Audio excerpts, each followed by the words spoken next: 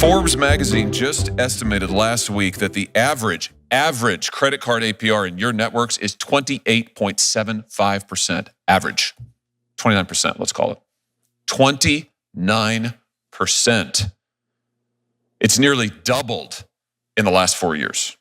That is astounding. Mr. Trump, you talked about a 10% cap on interest rates for credit cards. That's a great idea. Well, you know what, John? I'm going to introduce that legislation.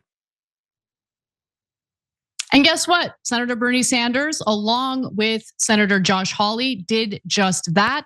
They have now officially introduced legislation with this bipartisan support in an effort to cap credit card interest rates. Now, when I say bipartisan support, we're going to wait and see how much bipartisan support we're really talking about.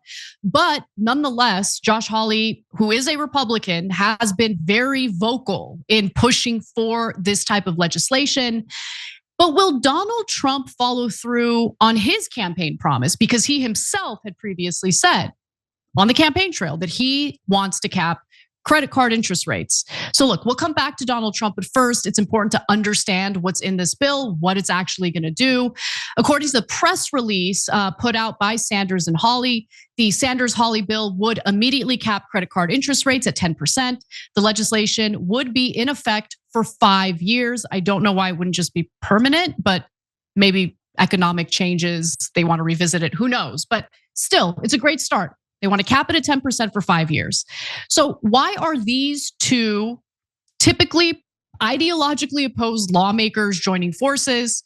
Well, this bipartisan bill comes after a recent Forbes report found that the average credit card interest rate is 28.6%, even though banks are able to borrow money from the Federal Reserve at less than 4.5%. So look, I get it. You want to charge an interest rate high enough to turn a profit. But think about that profit. Banks borrow the money at 4.5%, and then they loan it out at 28.6%. That's insane.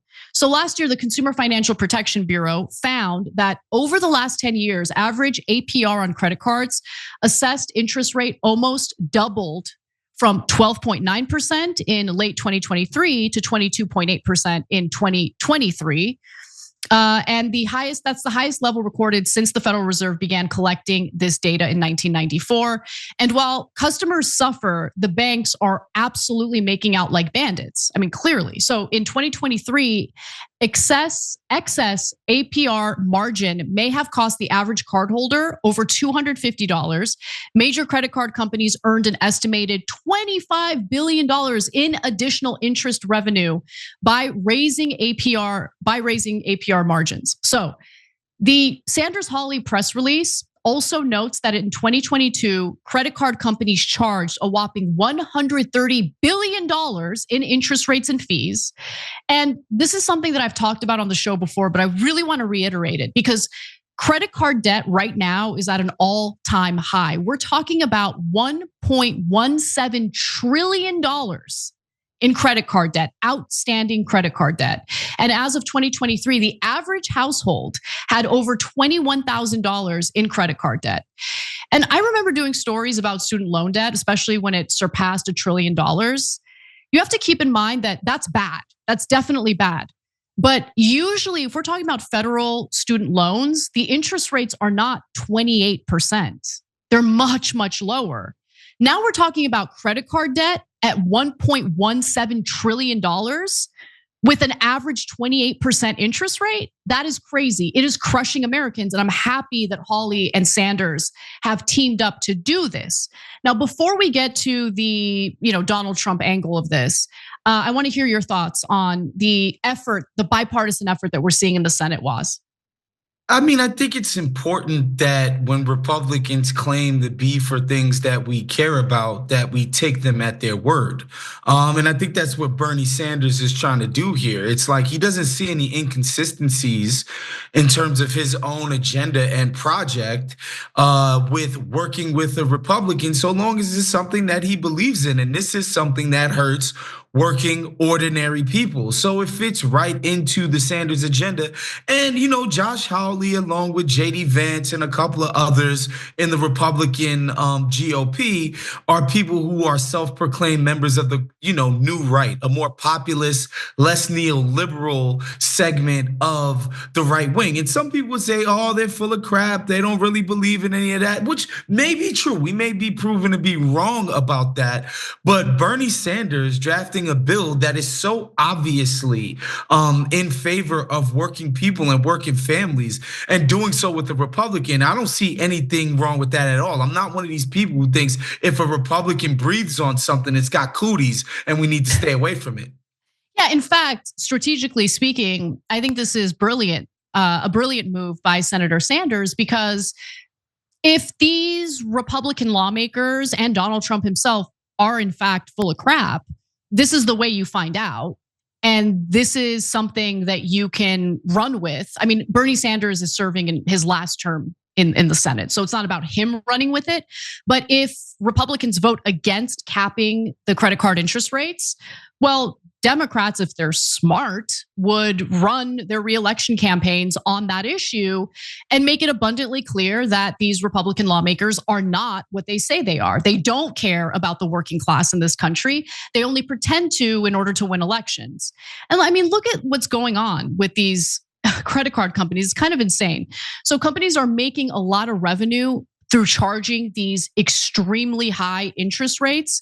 So in the last 5 years, for instance, Visa made $67.5 billion in profits and paid its executive chair and former CEO, Alfred Kelly Jr., nearly $140 million in total compensation. MasterCard made $44.3 billion in profits, not revenue, profits, and paid its CEO, Michael Maybach, $77.7 million in total compensation. And American Express made $33.8 billion in profits and paid their CEO $157.2 million in total compensation.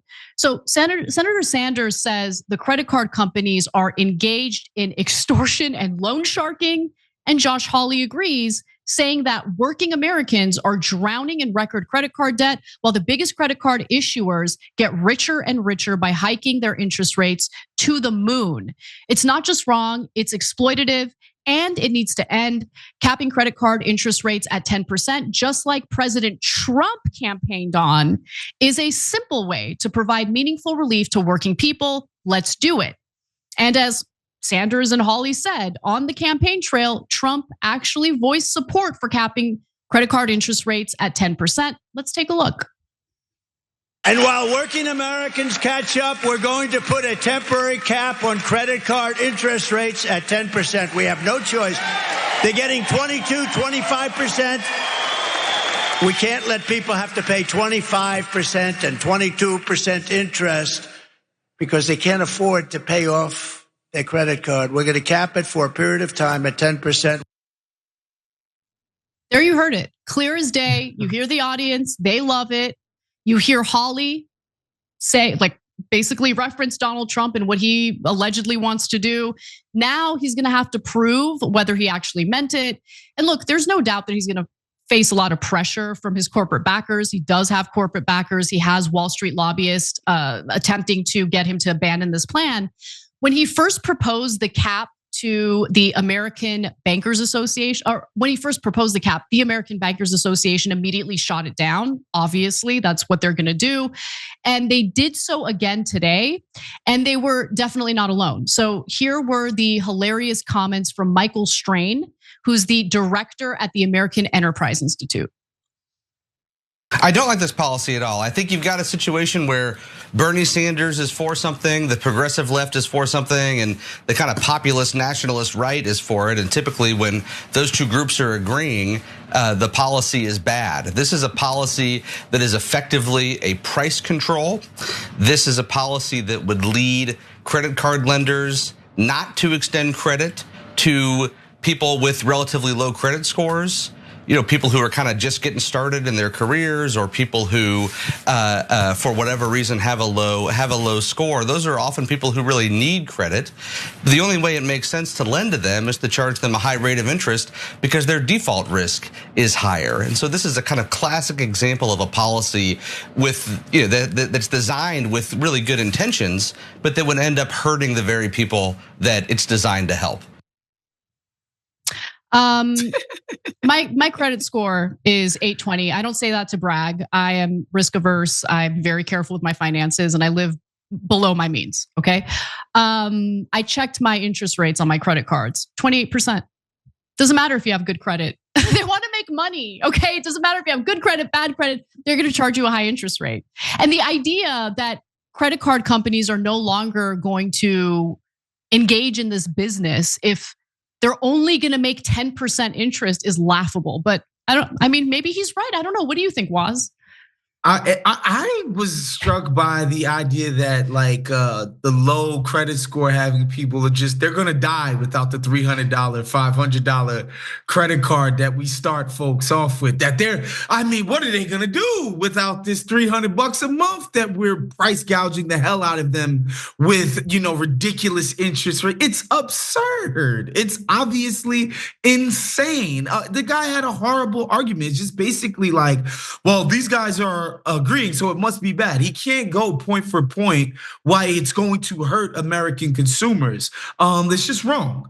Obviously, he has no leg to stand on, and that's why he sounded so ridiculous trying to defend this so obviously predatory practice.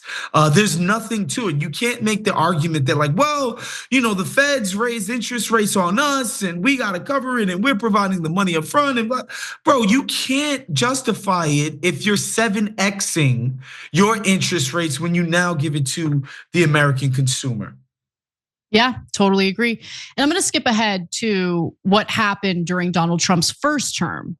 Now, look, we have different lawmakers. Some people got voted out, so things might be different this time around. But if we take what happened in Trump's first term as an example, if we see it as a foreshadowing of what's to come, we're not going to be too optimistic. So during Trump's first term in the White House, Sanders and Representative Alexandria Ocasio-Cortez introduced legislation that would have capped credit card interest rates at 15%.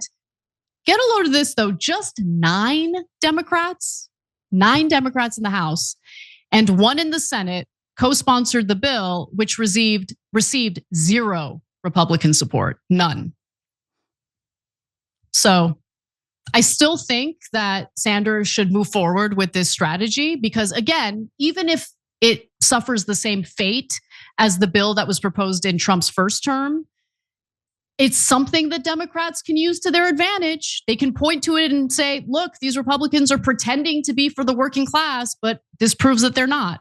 Will they do that? They didn't do it after the first term where this bill failed, but who knows? If you enjoyed this video, that's because of our members. They make us independent, they make us strong, and they make us honest. Become a member today by hitting the join button below.